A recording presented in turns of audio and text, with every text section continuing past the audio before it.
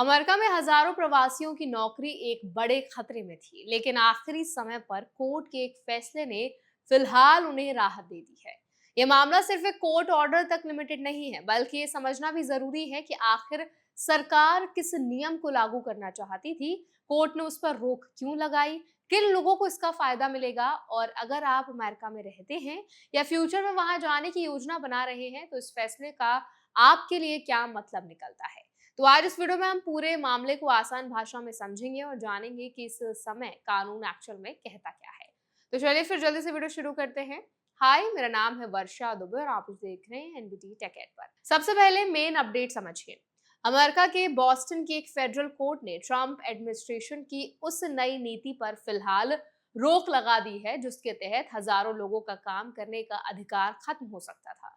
US district जज Nathaniel गार्टन ने ये फैसला देते हुए कहा, अभी इन मामलों को, इन नियमों को लागू नहीं किया जाएगा।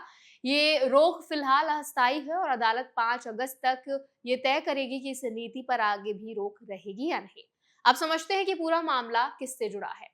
ये विवाद टेम्पररी प्रोटेक्टेड स्टेटस यानी टीपीएस से संबंधित है। टीपीएस अमेरिका का एक मानवीय प्रोग्राम है, जिसके तहत ऐसे देशों के नागरिकों को अस्थायी रूप से अमेरिका में रहने और काम करने की अनुमति दी जाती है, जहां वॉर, नेचुरल डिजास्टर या ह्यूमैनिटेरियन ग्राउंड्स पर कोई प्रॉब्लम चल रही हो। जब तक उनके देश में हालात नॉर्मल नहीं हो जाते, तब तक उन्हें अमेरिका में कानूनी सुरक्षा मिल सकती है। रिपोर्ट के अनुसार पिछले साल बने नए कानून के बाद ट्रंप एडमिनिस्ट्रेशन ने कुछ नए नियम लागू करने की कोशिश की। इनमें पहली बार असाइलम के लिए आवेदन करने वालों पर नई फीस लगाई गई और कुछ टीपीएस होल्डर्स के वर्क परमिट पर नई पाबंदियां भी शामिल थी। इसके अलावा आरोप ये भी लगा कि यूएससीआईएस इन नियमों को पहले से मौजूद टीपीएस होल्डर्स पर भी लागू कर रहा था, जबकि कांग्रेस ने ऐसा करने की स्पष्ट अनुमति नहीं दी।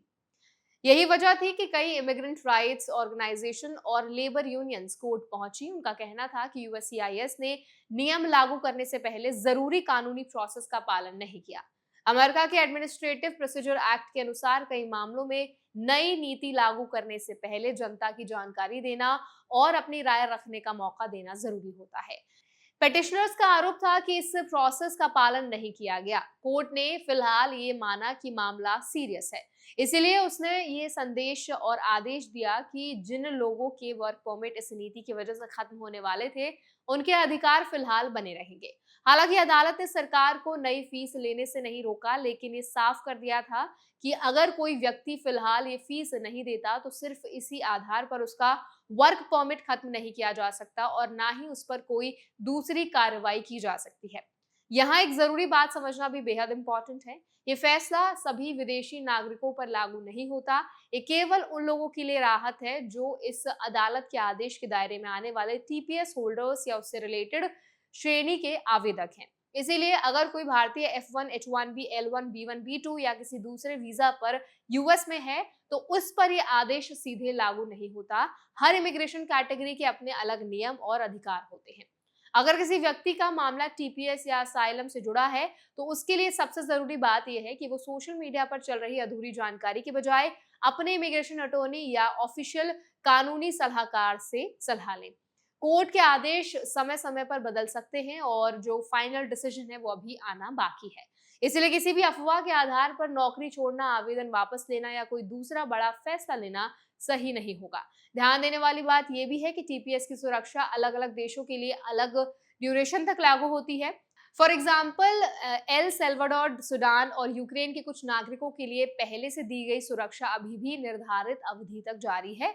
इसी पूरे कॉन्टेक्स्ट में कानूनी विवाद शुरू हुआ था कि नए कानूनों या नए नियमों को पुराने मामलों पर लागू किया जा सकता है या नहीं।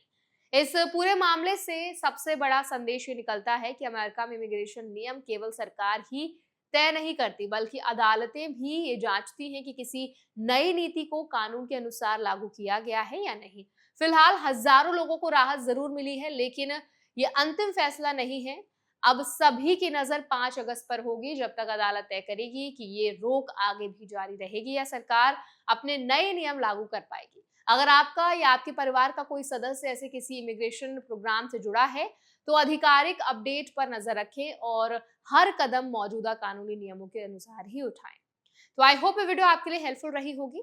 अब इस पूरे वीडियो पर आप क्या टेक रखते हैं, आपका फीडबैक क्या है, कमेंट्स में हमारे साथ शेयर कर दें। ऐसे और वीडियोस के लिए हमारे चैनल एनबीटी टेक एड को भी जरूर सब्सक्राइब करें।